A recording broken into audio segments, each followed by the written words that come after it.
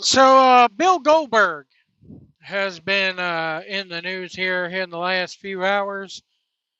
He says he did an interview with the Ticket, 93.7 The Ticket. There you go. um, he was asked if he spoke to AEW President Tony Khan about a potential run in the company. This is what he says. I've talked to him a number of times throughout the past. He said, this is where you're going to get the most blunt answer you're going to get from me. The product is too cheesy. Yeah, the product is too cheesy. It doesn't deserve to have whatever, and then he laughs. Now you're really going to get me going. He said, but there was a comparable, viable option as a competitor that would allow me to still look myself in the mirror after I was a member of their roster, then yeah, it would be a consideration, but not a chance. Oh man, so Goldberg saying the product is too cheesy for him.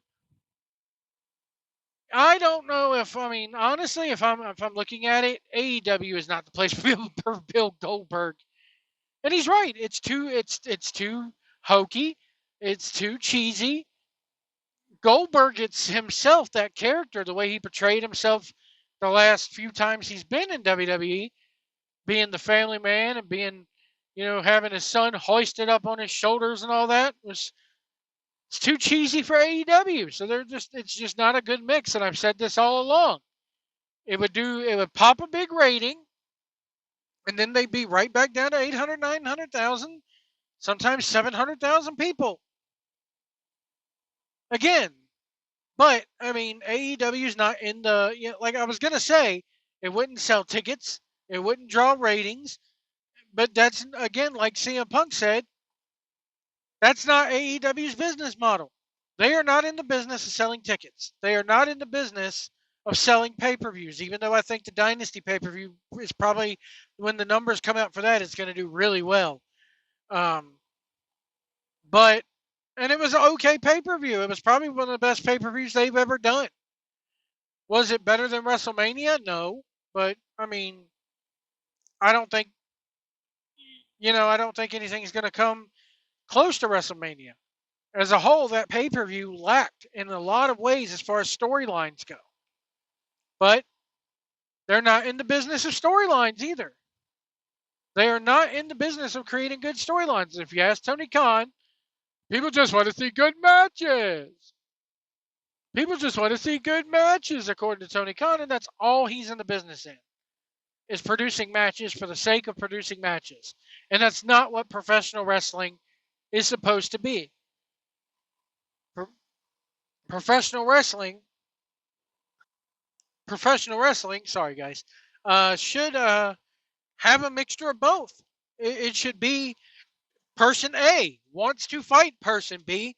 This is the reason why A wants to fight B and B wants to fight A. Now we're going to put them in the ring and have a hell of a match. It should not be, let me walk into my locker room. Oh, who's that over there in the corner? Hobbs, okay, he's going to fight Wardlow. And then there's no logic behind it at all. At all. No logic whatsoever.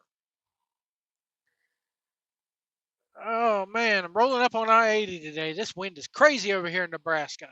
Can't wait to get back down south. Going to Pageland, South Carolina in a couple days. Ugh. Over there near Charlotte, North Carolina. But yeah, I mean, and then you got Will Osprey, who made the comment in a promo a couple weeks ago about Triple H stroking the boss's wife and all that, this and that. And then he gets on the press conference and goes, I'm done talking about that. I said what I said. I don't regret what I said, but we're not going to go there anymore. We're not going to sink to that level anymore. You've already sank to that level. The damage has been done. That's what you're going to be known for now. Yes, people have good matches, but storyline wise, that the promo wise, that's the promo that you're going to be known for now. Do I think that they will, again, like I said in my Dynasty video, they got a long way to go. I mean, they have two pay-per-views. I don't think they have one in July, but, you know, In April, they have next month they have Double or Nothing. And then they got Forbidden Door in June. I don't think they're doing a pay-per-view in July. That'll probably change. And then late August and early September, they're doing Wembley. I think honestly, they need to move that July Wembley to July so that they could have all out or all or all out. You need a month's gap. Because I'm not going to buy both of them. I'm not going to buy that Wembley pay-per-view. I'm sorry, I'm just not. One other note I do want to say is that Triller TV, I managed to watch the pay-per-view through Triller TV last night, and kudos to Triller TV. Very, very good feed.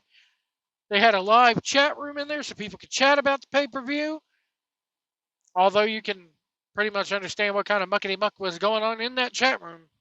Very toxic, as they say. It's toxic. But yeah, I had a good experience with Triller TV. And if I ever order another AEW pay-per-view, I will definitely go through them to do so. I felt like I got my money's worth last night. I'm not going to lie. It was a good pay-per-view, good matches, as Tony Khan would say. Storyline-wise, it just fell short to me. The whole Danielson thing going into a seizure at the end, it's not needed. It's not something to joke about. It's not something to really do in your storylines.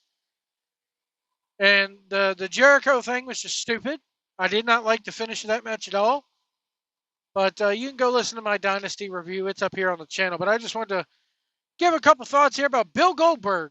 Him saying that the product is too cheesy. And I don't think it's cheesy, but I don't think it's the place for Bill Goldberg to go. I don't think it's a place where Goldberg can be Goldberg. He would end up looking like a joke there.